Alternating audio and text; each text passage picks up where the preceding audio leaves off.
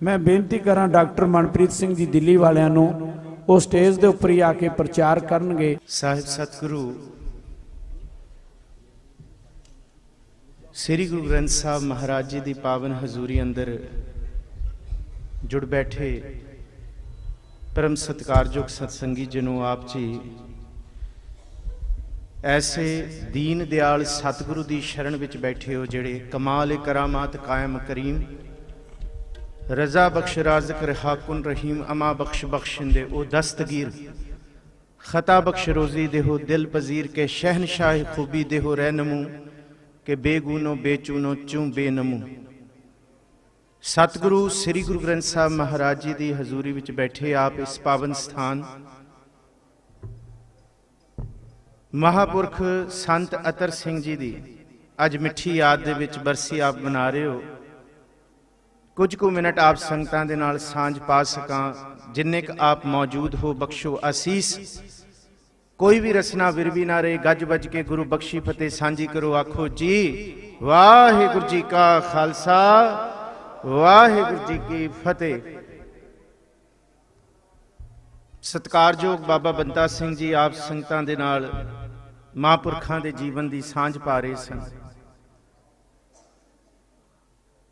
जद बाबा जी कथा कर रहे सन तो मन दे विच एक ख्याल आया कि जिथों बाबा जी ने छड़िया दो कु गल्लां आप संगतां दे नाल वो भी सांझियां कीतियां जाण जेड़ियां भाई जोध सिंह जी जेड़े संत अतर सिंह जी दे उस्ताद सन मुरशद सन।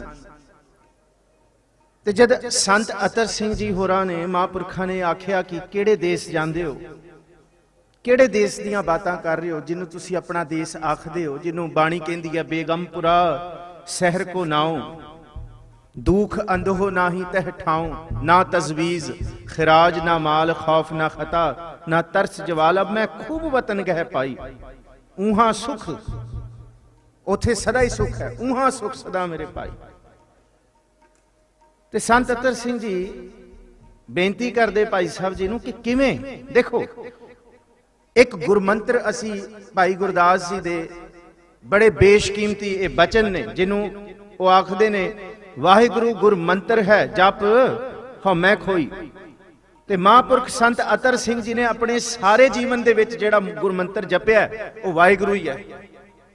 भावें कि उन्होंने नगीना घाट बंदगी की भावें कि उन्होंने हीरा घाट बंदगी की 1 लाख जपजी साहब दे पाठ उन्होंने हीरा घाट किते ने 25,000 पाठ उन्होंने नगीना घाट किते ने तकरीबन 1,25,000 वट्टे चक लिया ते बह जाना ते एक पाठ करने ते गोदावरी च एक वट्टा सुट्टी जाना 2 सालों के इन्नी बंदगी।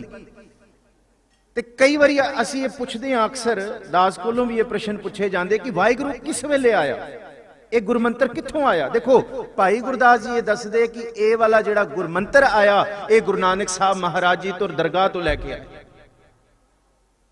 ये गुरु नानक साहब जी तुर दरगाह तो लैके आए जिहड़ा गुरमंत्र महापुरख महाराज क्योंकि महाराज ही ने जी जिन्हां ने जपिया मन साचा मुख साचा सोए अवर ना पेखै एकस बिन कोए नानक एह लक्षण आ ते लक्षण ने पर उन्हां दी निंदा नहीं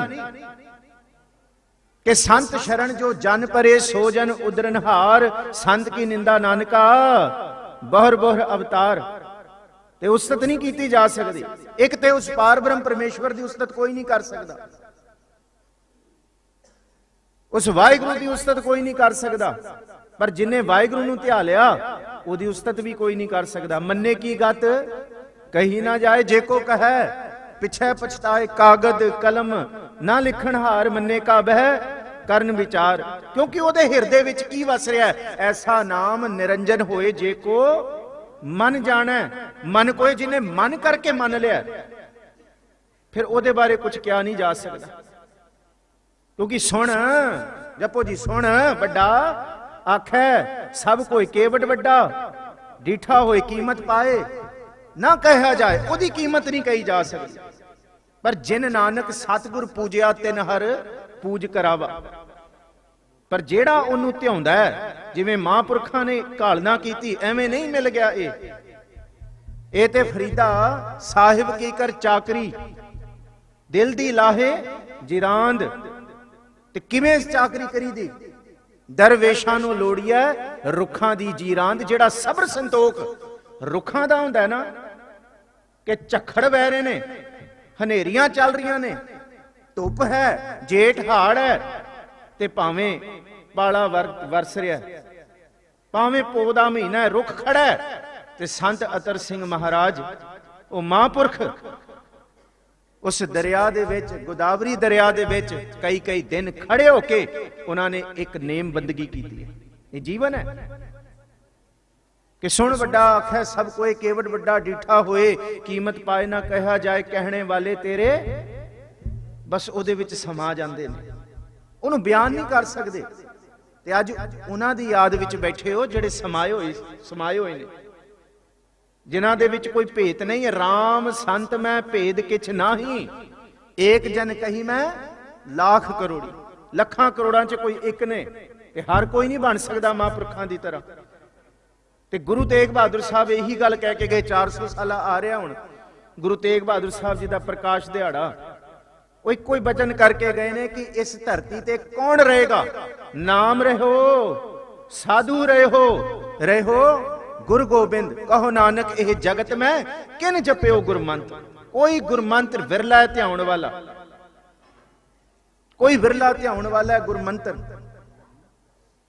ਤੇ ਜਿਹੜਾ ਵਿਰਲਾ ਇਸ ਗੁਰਮੰਤਰ ਨੂੰ ਧਿਆ ਲੈਂਦਾ, ਉਸ ਪ੍ਰਭੂ ਦਾ ਰੂਪ ਹੋ ਜਾਂਦਾ ਹੈ। ਤੇ ਭਾਈ ਜੋਤ ਸਿੰਘ ਕਹਿੰਦੇ 4 ਜੁਗਤਾਂ ਨੇ। ਅਤਰ ਸਿੰਘ ਜੀ 4 ਜੁਗਤਾਂ ਨੇ। ਪਹਿਲੀ ਜੁਗਤ ਕਿ ਇਸ ਮਾਰਗ ਤੇ ਤੁਰਨਾ ਇੱਕ ਪੌੜੀ ਕਰਕੇ, ਸੁਰਤ ਇੱਕ ਪੌੜੀ ਕਰਕੇ। ਇੱਕ ਦੂ ਜੀ ਭੋ ਲੱਖ ਹੋਏ, ਜਪੋ ਜੀ ਇੱਕ ਦੂ ਜੀ ਭੋ ਲੱਖ ਹੋਏ, ਲੱਖ 20 ਲੱਖ ਗੇੜਾ ਆਖੀਐ। ਏਤ ਨਾਮ ਜਗਦੀਸ਼, ਏਤ ਰਾਹ ਪਤ ਪਵੜੀਆਂ ਚੜੀਐ ਹੋਏ ਇੱਕ ਈਸ਼। ਪਹਿਲੀ ਅਵਸਥਾ ਹੈ ਜੀ ਬੈਖਰੀ। 4 ਅਵਸਥਾਵਾਂ ਦਸੀਆਂ ਭਾਈ ਜੋਤ ਸਿੰਘ ਜੀ ਨੇ ਸੰਤ ਅਤਰ ਸਿੰਘ ਜੀ ਮਹਾਰਾਜ ਹੋਰਾਂ ਨੂੰ। ਕਹਿੰਦੇ ਪਹਿਲੀ ਅਵਸਥਾ ਵਾਹਿਗੁਰੂ ਜਪੋ। ਦੇਖੋ ਇਹ ਜਿਹੜੇ ਤੁਸੀਂ ਬੈਠੇ ਹੋ ਨਾ, ਤੁਹਾਡੇ ਚਰਨਾਂ ਤੋਂ ਦਾਸ ਬਲਹਾਰ ਜਾਂਦਾ ਕਰੋੜਾਂ ਵਾਰੀ, ਕਿਉਂਕਿ ਇਹ ਗੁਣ ਗਾਹਕ ਵਿਰਲੇ ਹੁੰਦੇ ਆ। ਕੋਈ ਇੱਥੇ ਤੂਤੀਆਂ ਲੈਣ ਆਇਆ, ਕੋਈ ਮੇਲਾ ਦੇਖਣ ਆਇਆ, ਕੋਈ ਪਕੌੜੇ ਖਾਣ ਆਇਆ, ਕੋਈ ਇੱਥੇ ਕੁਝ ਕਰਨ ਆਇਆ, ਪਰ ਤੁਸੀਂ ਇੱਥੇ ਜੋ ਆਏ ਹੋ, ਤੁਸੀਂ ਬਲਹਾਰ ਹੋਣ ਆਏ ਉਹਨਾਂ ਦੇ ਜੀਵਨ ਤੋਂ।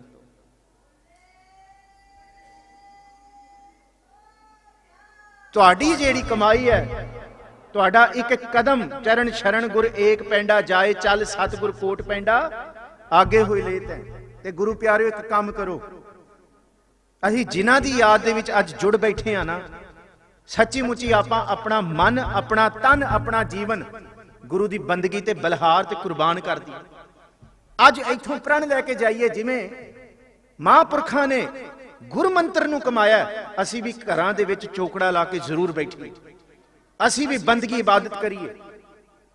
ਪਹਿਲਾ ਹੈ ਬੈਖਰੀ, ਜ਼ੁਬਾਨ ਤੋਂ ਵਾਹਿਗੁਰੂ ਜਪਣਾ। ਫਿਰ ਕਹਿੰਦੇ ਦੂਸਰਾ ਹੈ ਮਧਮਾ, ਜ਼ੁਬਾਨ ਚੁੱਪ ਹੋ ਜਾਏ ਪਰ ਜੀਭ ਦੀ ਟੀਸੀ ਅੰਦਰ ਤਲੇ ਨੂੰ ਵੱਜਦੀ ਰਹੇ, ਵਾਹਿਗੁਰੂ ਚੱਲਦਾ ਰਹੇ। ਤੇ ਜਿਸ ਵੇਲੇ ਇਹ ਮਧਮਾ ਦੀ ਅਵਸਥਾ ਅੱਗੇ ਵੱਧਦੀ ਹੈ, ਫਿਰ ਗੁਰਸਿੱਖ ਦਾ ਜੀਵਨ ਸਾਥ ਸਿਮਰੋ ਗੋਬਿੰਦ, ਮਨ ਅੰਤਰ ਕੀ ਉਤਰੈ ਚਿੰਤ। ਫਿਰ ਸਾਥ ਸਿਮਰਨ ਸ਼ੁਰੂ ਹੋਏਗਾ। ਤੇ ਉਸ ਤੋਂ ਬਾਅਦ ਜਿਹੜੀ ਪਰਮ ਅਵਸਥਾ, ਜਿਹਨੂੰ ਪਰਾ ਆਖਿਆ, ਜਿਹਨੂੰ ਆਪਾਂ ਨਾਭੀ ਦਾ ਸਿਮਰਨ ਜਾਂ ਰੋਮ ਸਿਮਰਨ, ਗੁਰਮੁਖ ਰੋਮ ਹਰ ਧਿਆਵੈ, ਇਹ 4 ਅਵਸਥਾਵਾਂ ਦਸੀਆਂ। ਬਸ ਸੰਤ ਅਤਰ ਸਿੰਘ ਮਹਾਰਾਜ ਜੀ ਨੇ ਅਗਾਹ ਕੋ ਤਰਾਗ ਪਿਛਾ ਫਿਰ ਨਾ ਮੋਢੜਾ, ਨਾਨਕ ਸਿਜ ਇਵੇਹਾ ਵਾਰ ਬਹੁੜ ਨਾ ਹੋਈ ਜਨਮੜਾ। ਫਿਰ ਪਿੱਛੇ ਮੁੜ ਕੇ ਨਹੀਂ ਦੇਖਿਆ। ਤੇ ਕੱਲੇ ਸੰਤ ਜੀ ਨਹੀਂ, ਸੰਤ ਜੀ ਤੋਂ ਵਰਸਾਏ ਹੋਏ, ਮਹਾਂਪੁਰਖਾਂ ਤੋਂ ਵਰਸਾਏ ਹੋਏ ਸੰਤ ਤੇਜਾ ਸਿੰਘ ਜੀ ਬਾਹਰ ਭੇਜਿਆ ਪੜਨ ਲਈ। ਸਿਰਫ ਮੈਂ ਇਸ ਲਈ ਜ਼ਿਕਰ ਕਰ ਰਿਹਾ, ਅੱਜ ਜੇ ਤੁਸੀਂ ਸੰਤ ਅਤਰ ਸਿੰਘ ਮਹਾਰਾਜ ਮਹਾਂਪੁਰਖਾਂ ਦੀ ਸਿਮਰਨ ਵਾਲੀ ਅਵਸਥਾ ਕਮਾ ਲਓ, ਫਿਰ ਸਾਨੂੰ ਧਰਨੇ ਲਾ ਕੇ ਬਹਿਣਾ ਨਹੀਂ ਪਏਗਾ। ਸਚਾਈ ਇਹ ਹੈ। ਅੱਜ ਜਿਹੜੀ ਉਹ ਵਿਧ ਦੇਖੋ, 100 ਸਾਲ ਪੂਰਾ ਹੋਣ ਵਾਲਾ ਹੈ ਨਨਕਾਣਾ ਸਾਹਿਬ ਦੇ ਸਾਕੇ ਨੂੰ। 1921 ਵਿੱਚ ਨਨਕਾਣਾ ਸਾਹਿਬ ਦਾ ਸਾਕਾ ਵਾਪਰਿਆ 21 ਫਰਵਰੀ ਨੂੰ, ਸੰਤ ਅਤਰ ਸਿੰਘ ਮਹਾਰਾਜ ਮੋਢੀ ਸਿੱਖਾਂ ਦੇ ਵਿੱਚ ਸਨ, ਜਿਹੜੀ ਕਾਲੀ ਦਸਤਾਰ ਬਣ ਕੇ ਸਭ ਤੋਂ ਪਹਿਲਾਂ ਉੱਥੇ ਪਹੁੰਚੇ ਨੇ। ਤੇ ਜੇ ਅੱਜ ਵੀ ਸੰਤ ਅਤਰ ਸਿੰਘ ਮਹਾਰਾਜ ਸਾਡੇ ਸਿੱਖਾਂ ਦੇ ਰੂਪ 'ਚ ਮੌਜੂਦ ਨੇ, ਤੇ ਅੱਜ ਵੀ ਉਹ ਕਹਿਣਗੇ ਕਿ ਕਿਸਾਨ ਠੀਕ ਬੈਠੇ ਨੇ, ਜੇ ਮੋਰਚਾ ਲਾ ਕੇ ਬੈਠੇ ਨੇ ਤੇ ਬਿਲਕੁਲ ਠੀਕ ਬੈਠੇ ਨੇ, ਤੇ ਉਹ ਵੀ ਅੱਜ ਰੋਸ ਪ੍ਰਗਟ ਕਰ ਰਹੇ ਨੇ ਸਾਡੇ ਵਿੱਚੋਂ। ਪਰ ਸੱਚੀ ਗੱਲ ਇਹ ਹੈ, ਅਸੀਂ ਜਿਹੜੀਆਂ ਘਾਟ ਕਮੀਆਂ ਲੈ ਕੇ ਬੈਠੇ ਹਾਂ, ਉਹ ਕਮੀਆਂ ਅਸੀਂ ਸੰਤਾਂ ਮਹਾਂਪੁਰਖਾਂ ਦੇ ਜੀਵਨ ਤੋਂ ਹੀ ਪੂਰੀ ਦੂਰ ਕਰ ਸਕਦੇ ਹਾਂ। ਕਿਉਂਕਿ ਸੰਤ ਕਾ ਮਾਰਗ ਧਰਮ ਕੀ ਪੌੜੀ ਕੋ ਵੱਡ ਭਾਗੀ ਪਾਏ। ਤੇਜਾ ਸਿੰਘ ਜੀ, ਸੰਤ ਤੇਜਾ ਸਿੰਘ ਜੀ ਬਾਹਰ ਦੀ ਧਰਤੀ ਪੜਨ ਗਏ ਨੇ ਜੀ। ਬੜੀ ਔਖੀ ਸੌਖੀ ਪੜਾਈਆਂ ਸੀ ਉਸ ਵੇਲੇ।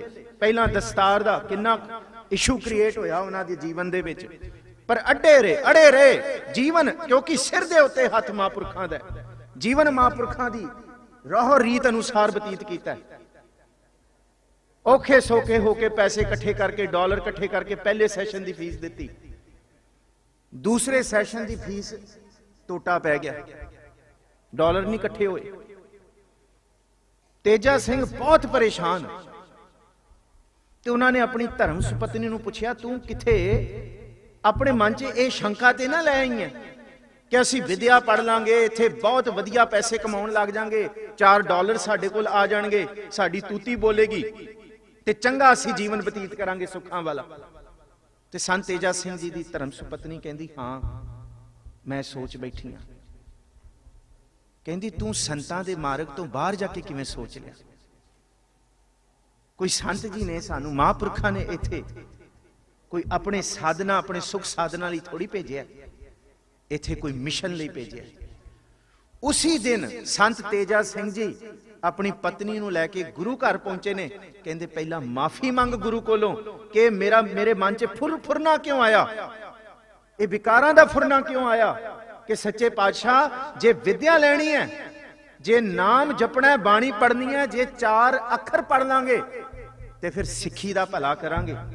ਗੁਰੂ ਪਿਆਰਿਓ, ਅਸੀਂ ਬਹੁਤ ਲੰਗਰ ਲਾਏ, ਸਾਰੀ ਦੁਨੀਆ ਨੂੰ ਛਕਾ ਰਹੇ ਹਾਂ, ਪਰ ਜੇ ਆਪਣਿਆਂ ਦੀ ਅਸੀਂ ਬਾਂਹ ਫੜ ਲਈਏ ਨਾ, ਅਸੀਂ ਆਪਣਿਆਂ ਨੂੰ ਗਲਵਕੜੀ ਲਾ ਲਈਏ, ਸਾਰੇ ਪੰਜਾਬ ਨੂੰ ਗਲਵਕੜੀ ਲਾ ਲਈਏ, ਫਿਰ ਇਹ ਦਿਨ ਨਹੀਂ ਦੇਖਣੇ ਪੈਣਗੇ। ਤੇ ਦੂਸਰੀ ਗੱਲ, ਗੁਰੂ ਕੋਲੋਂ ਮਾਫੀ ਮੰਗ ਕੇ ਆਏ ਨੇ, ਖਿਮਾ ਮੰਗੀ ਹੈ ਸੰਤ ਤੇਜਾ ਸਿੰਘ ਨੇ, ਉਹਨਾਂ ਦੀ ਪਤਨੀ ਨੇ, ਕਿ ਭੁੱਲ ਹੋ ਗਈ। ਘਰ ਪਹੁੰਚੇ ਨੇ, ਦੇਖੋ ਮਹਾਂਪੁਰਖਾਂ ਦੀ ਕਿਰਪਾ ਕਿਵੇਂ ਵਰਤਦੀ ਹੈ, ਕਿਵੇਂ ਸਾਧੂ ਬੋਲੇ ਸਹਿਜ ਸੁਭਾਏ, ਸਾਧਕਾ ਬੋਲਿਆ ਬਿਰਥਾ ਨਾ ਜਾਏ, ਪ੍ਰਭ ਜੀ ਬਸੈ ਸਾਧ ਕੀ ਰਸਨਾ। ਘਰ ਪਹੁੰਚੇ ਹੈ ਸੰਤ ਤੇਜਾ ਸਿੰਘ ਦੀ ਯੂਨੀਵਰਸਿਟੀ ਦਾ ਪ੍ਰੋਫੈਸਰ, ਲਿਫਾਫੇ ਦੇ ਵਿੱਚ ਪਹਿਲੀ ਫੀਸ, ਦੂਸਰੇ ਸੈਸ਼ਨ ਦੀ ਫੀਸ ਦਾ ਡਾਲਰ ਭਰ ਕੇ ਲਿਆ ਕੇ ਘਰ ਦੇ ਕੇ ਜਾਂਦਾ ਹੈ। ਕਹਿੰਦਾ, ਜੀ ਮੈਨੂੰ ਇਹ ਪਤਾ ਲੱਗਿਆ ਤੁਹਾਨੂੰ ਮਾਇਆ ਦੀ ਤੋਟ ਆਈ ਹੈ, ਅੱਜ ਵੀ ਗੁਰੂ ਕੇ ਸਿੱਖੋ, ਤੁਹਾਨੂੰ ਕੋਈ ਤੋਟ ਆਏ, ਤੁਸੀਂ ਇੰਨੇ ਬੰਦਗੀ ਇਬਾਦਤ ਵਾਲੀ ਥਾਂ ਤੇ ਬੈਠੇ ਹੋ, ਤੁਸੀਂ ਇੱਥੇ ਆ ਕੇ ਸੱਚੀ ਮੁੱਚੀ ਇੱਕ ਤੇ ਗੁਰੂ ਦਾ ਨਾਮ ਕਿਉਂ ਜਪਣਾ? ਅਸੀਂ ਕਹਿੰਦੇ ਆ ਜਪ ਰਹੇ ਹਾਂ, ਕੁਝ ਸਵਰ ਨਹੀਂ ਰਿਹਾ, ਪਰ ਸਚਾਈ ਇਹ ਹੈ, ਸਾਡੇ ਪਹਿਲਾਂ ਦੇ ਪਾਪ ਵੀ ਤਾਂ ਧੁਲਣ, ਅਸੀਂ ਪਾਪ ਵੀ ਤਾਂ ਧੋਈਏ। ਤੇ ਦੂਸਰੀ ਗੱਲ, ਸੰਤ ਜੀ ਦਾ ਜਿਹੜਾ ਜੀਵਨ ਹੈ, ਮਹਾਂਪੁਰਖਾਂ ਦਾ ਜਿਹੜਾ ਜੀਵਨ ਹੈ, ਉਸ ਜੀਵਨ ਦੀ ਇੱਕ ਗੱਲ ਆਪਣੇ ਚੇਤੇ ਵਿੱਚ ਘੁੱਟ ਕੇ ਗੰਢ ਬੰਨ੍ਹ ਦਿਓ। ਸੰਤ ਜੀ ਸਿਆਲਕੋਟ ਦੀ ਧਰਤੀ ਤੋਂ ਹੁੰਦੇ ਹੋਏ ਪਾਕਿਸਤਾਨ, ਅੱਜ ਦਾ ਪਾਕਿਸਤਾਨ, ਰਾਵਲਪਿੰਡੀ ਦੀ ਧਰਤੀ ਤੇ ਪਹੁੰਚੇ। ਉੱਥੇ ਥੋਆ ਖਾਲਸਾ ਬੈਠੇ, ਪੱਕੇ ਰਾਗ ਦੇ ਵਿੱਚ ਗੁਰੂ ਨਾਨਕ ਸਾਹਿਬ ਦਾ ਕੀਰਤਨ ਕੀਤਾ। ਦੇਖੋ ਜੀਵਨ ਕੈਸਾ ਹੁੰਦਾ ਗੁਰਸਿੱਖ ਦਾ। ਤਿਲੰਗ ਮਹੱਲਾ ਪਹਿਲਾ, ਯਖ ਅਰਜ਼ ਗੁਫਤਮ ਪੇਸ਼ ਤੋਂ ਦਰਗੋਸ ਕੁਨ ਕਰਤਾਰ, ਹੱਕਾ ਕਬੀਰ ਕਰੀਮ ਤੂੰ ਬੇਆ ਪਰਵਦਗਾਰ, ਦੁਨੀਆ ਮੁਕਾਮੇ ਫਾਨੀ ਤਹਿਕੀਕ ਦਿਲ ਦਾਨੀ, ਮਮਸਰ ਮੂਏ ਇਜ਼ਰਾइल ਗਿਰਫਤੈਂ ਦਿਲ ਹੇਚ ਨਾ ਦਾਨੀ। ਕਿ ਅੱਖਰ ਵੇਲੇ, ਆਖਰੀ ਵੇਲੇ ਕੋਈ ਨਾਲ ਨਹੀਂ ਹੈ।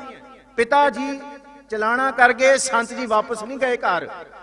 ਪਿਤਾ ਜੀ ਦੇ ਚਲਾਣਾ ਕਰਨ ਤੋਂ ਇਹ ਸੋਚ ਲਿਆ ਕਿ ਆਖਰ ਬਿਫਤਮ ਕਸ਼ ਨਾ ਦਾਰਦ ਚੂੰ ਸ਼ਬਦ ਤਕਬੀਰ, ਸ਼ਬ ਰੋਜ਼ ਗਸ਼ਤਮ ਦਰ ਹਵਾ ਕਰ ਦੇਮ ਬਦੀ ਖਿਆਲ। ਕਹਿੰਦੇ ਉਹਨਾਂ ਨੇ ਮੁਸਲਮਾਨਾਂ ਦੇ ਟੋਲੇ ਦੇ ਵਿੱਚ ਬੈਠ ਕੇ ਕੀਰਤਨ ਕੀਤਾ ਇਹ ਵਾਲਾ।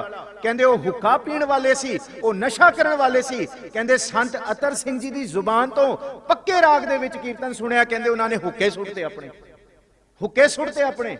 ਕਹਿੰਦੇ ਸਾਨੂੰ ਆਪਣਾ ਸੇਵਕ ਬਣਾ ਲਓ। ਇਹ ਸਿੱਖ ਦਾ ਜੀਵਨ ਹੈ। ਸਿੱਖ ਕੱਲਾ ਸਿੱਖੀ ਨੂੰ ਪ੍ਰਭਾਵਿਤ ਨਾ ਕਰੇ, ਸਿੱਖ ਸਿੱਖ ਨੂੰ ਪ੍ਰਭਾਵਿਤ ਨਾ ਕਰੇ, ਸਿੱਖ ਸਾਰੀ ਦੁਨੀਆ, ਸਾਰੀ ਧਰਤੀ ਦੇ ਲੋਕਾਂ ਨੂੰ ਪ੍ਰਭਾਵਿਤ ਕਰੇ। ਤੇ ਸੰਤ ਅਤਰ ਸਿੰਘ ਜੀ ਇਕੱਲੇ ਸੰਤ ਨਹੀਂ ਬਣਾ ਕੇ ਜਾ ਰਹੇ, ਉਹ ਸੰਤ ਸਕਾਲਰ ਬਣਾ ਕੇ ਜਾ ਰਹੇ। ਸਕਾਲਰ ਸੰਤ ਹੋ ਤੁਸੀਂ ਜੇ ਇਸ ਧਰਤੀ ਤੇ ਬੈਠੇ ਹੋ। ਵਿਦਿਆ ਦਾ ਬੀਜ ਬੋਣ ਵਾਲੇ ਇਸ ਧਰਤੀ ਤੇ, ਸਿੱਖੀ ਨੂੰ ਵਿਦਵਤਾ ਦੇਣ ਵਾਲੇ ਸੰਤ ਅਤਰ ਸਿੰਘ ਜੀ ਨੇ। ਔਰ ਸੰਤ ਜੀ ਨੂੰ ਇੱਕ ਵਾਰੀ ਪੁੱਛਿਆ ਸੀ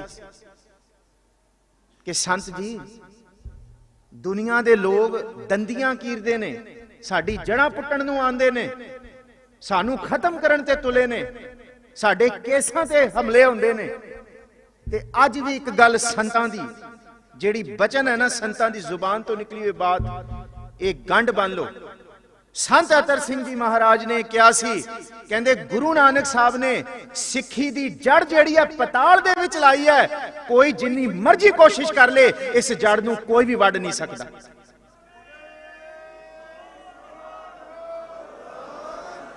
ਅੱਜ ਵੀ ਸਿੱਖੋ, ਭਾਵੇਂ ਜੋ ਮਰਜ਼ੀ ਹੋ ਜੇ, ਭਾਵੇਂ ਅੱਜ ਸਾਰਾ ਮੀਡੀਆ ਸਾਡੇ ਖਿਲਾਫ ਹੈ, ਪਰ ਯਾਦ ਰੱਖਿਓ ਸਾਡੀ ਜੜ ਕੋਈ ਵੱਢ ਨਹੀਂ ਸਕਦਾ। ਇੱਕ ਗੁਰੂ ਨਾਨਕ ਸਾਹਿਬ ਦੀ ਇਹ ਜੜ ਲਾਈ ਹੋਈ ਹੈ, ਤੇ ਦੂਸਰਾ ਸੰਤਾਂ ਦਾ ਬਚਨ ਹੈ ਇਹਦੇ ਉੱਤੇ, ਸੰਤਾਂ ਦੀ ਕਮਾਈ ਹੈ ਇੱਥੇ।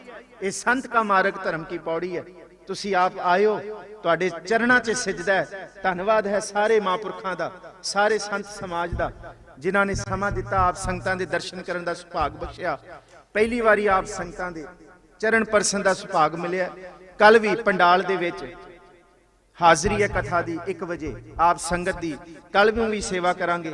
ਕੱਲ ਵੀ ਸੰਤਾਂ ਦਾ ਜੀਵਨ ਜਿਹੜਾ ਹੋਰ ਅਣਡਿੱਠ ਹੈ, ਜਿਹੜਾ ਸੱਚੀ ਮੁੱਚੀ ਜਿਹੜਾ ਜੀਵਨ ਰੋਮ ਰੋਮ ਦੇ ਵਿੱਚ ਰਸ ਪੈਦਾ ਕਰਦਾ ਹੈ, ਜਿਹੜਾ ਅੰਦਰ ਸੱਚੀ ਮੁੱਚੀ ਬੰਦਗੀ ਪੈਦਾ ਕਰਦਾ ਹੈ। ਸਿਰਫ ਇਹਨਾਂ ਨੂੰ ਚੇਤੇ ਕੀਤਿਆਂ, ਮਹਾਂਪੁਰਖਾਂ ਦੀ ਬੰਦਗੀ ਨੂੰ ਚੇਤੇ ਕੀਤਿਆਂ, ਦਿਨ ਰਾਤ ਗੁਰੂ ਕੇ ਸਿੱਖ ਦੇ ਜੀਵਨ ਵਿੱਚ ਬੰਦਗੀ ਆਉਂਦੀ ਹੈ। ਖਾਕ ਨੂਰ ਕਰਦਮ ਆਲਮ ਦੁਨੀਆਏ, ਅਸਮਾਨ ਜ਼ਿਮੀ ਦਰਖਤ ਆਪ ਪੈਦਾਇਸ਼ ਖੁਦਾਏ, ਬੰਦੇ ਚਸ਼ਮ ਦੀਦੰਗ ਫਨਾਏ, ਦੁਨੀਆ ਮੁਰਦਾਰ ਖੁਰਦਨੀ ਗਾਫਲ ਹਵਾਏ। ਬਸ ਇੱਕ ਗੱਲ, ਦਿਲ ਕਬਜ਼ ਕਬਜ਼ੋ ਕਾਦਰਾ ਦੋਜ਼ਖ ਸਜਾਏ, ਪਰ ਹਵਾਲ ਮਾਲੂਮ ਕਰਦੰਗ ਪਾਕ ਅੱਲਾ। ਸੰਤ ਅਤਰ ਸਿੰਘ ਜੀ ਕਹਿੰਦੇ ਸੀ, ਜੇ ਨਾਮ ਜਪਣਾ ਤੇ ਇਉਂ ਜਪੋ ਜਿਵੇਂ ਨਾਨਕ ਗੁਰੂ ਗੋਬਿੰਦ ਸਿੰਘ ਸਿਰ ਤੇ ਬੈਠ ਕੇ ਵੇਖ ਰਹੇ ਹੈ। ਤੇ ਸਿੱਖੋ, ਜੇ ਪਾਪ ਕਰਦੇ ਹੋ ਤੇ ਫਿਰ ਇਹ ਨਾ ਭੁੱਲੋ, ਨਾਨਕ ਗੁਰੂ ਗੋਬਿੰਦ ਸਿੰਘ ਸਿਰ ਤੇ ਬੈਠ ਕੇ ਪਾਪ ਵੀ ਦੇਖ ਰਿਹਾ। ਫਿਰ ਕਹਿੰਦੇ ਪਾਪ ਕਰਨ ਲੱਗਿਆਂ ਤੇ ਹੱਥ ਝਾੜ ਦਿੰਦੇ ਹੋ, ਤੇ ਨਾਮ ਜਪਣ ਲੱਗਿਆਂ, ਅਰਦਾਸ ਕਰਨ ਲੱਗਿਆਂ ਕਹਿੰਦੇ ਬਾਬਾ ਮੇਰੀ ਅਰਦਾਸ ਕਿਉਂ ਨਹੀਂ ਪੂਰੀ ਹੁੰਦੀ। ਇਸ ਕਰਕੇ ਹਵਾਲ ਮਾਲੂਮ ਕਰਦੰਗ ਪਾਕ ਅੱਲਾ, ਬੁਗੋ ਨਾਨਕ ਅਰਦਾਸ ਪੇਸ਼ ਦਰਵੇਸ਼ ਬੰਦਾ। ਜੇ ਬੰਦ ਖਲਾਸੀ ਹੋਣੀ ਹੈ ਤੇ ਫਿਰ ਮਹਾਂਪੁਰਖਾਂ ਦੇ ਮਾਰਗ ਰਾਹੀਂ ਹੋਣੀ ਹੈ, ਉਹਨਾਂ ਦੇ ਮਾਰਗ ਰਾਹੀਂ ਹੋਣੀ ਹੈ ਜਿਨ੍ਹਾਂ ਨੇ ਨਾਮ ਜਪਿਆ, ਤੇ ਉਹਨਾਂ ਦੀ ਸ਼ਰਨ ਵਿੱਚ ਆ ਕੇ ਸੱਚੀ ਮੁੱਚੀ ਮਨ ਟਿਕੇਗਾ, ਮਨ ਬਿਲਕੁਲ ਨਿਰਮਲ ਹੋਏਗਾ। ਸਤਿਗੁਰ ਭਲੀ ਕਰਨ। ਮਹਾਂਪੁਰਖਾਂ ਦੀ ਕਲਾਵਾਂ ਇਸ ਥਾਂ ਤੇ ਵਰਤਦੀਆਂ ਨੇ, ਰਹਿੰਦੀ ਧਰਤੀ ਤੱਕ ਵਰਤਦੀ ਰਹੇਗੀ। ਔਰ ਕਈ ਸੰਤ ਤੇਜਾ ਸਿੰਘ ਜੀ ਇਸ ਧਰਤੀ ਤੋਂ ਹੋਰ ਪੈਦਾ ਹੋਣਗੇ, ਕਿਉਂਕਿ ਇਸ ਧਰਤੀ ਨੂੰ ਛਿੱਟਾ ਸੰਤ ਅਤਰ ਸਿੰਘ ਮਹਾਂਪੁਰਖਾਂ ਦਾ ਮਿਲਿਆ ਹੋਇਆ। ਧੰਨਵਾਦ ਹੈ ਜੀ, ਭੁੱਲਾਂ ਚੁੱਕਾਂ ਦੀ ਖਿਮਾ। ਕੱਲ ਨੂੰ ਫਿਰ ਦਰਸ਼ਨ ਕਰਾਂਗੇ। ਫਤਿਹ ਬੁਲਾਓ ਜੀ। ਵਾਹਿਗੁਰੂ ਜੀ ਕਾ ਖਾਲਸਾ, ਵਾਹਿਗੁਰੂ ਜੀ ਕੀ ਫਤਿਹ।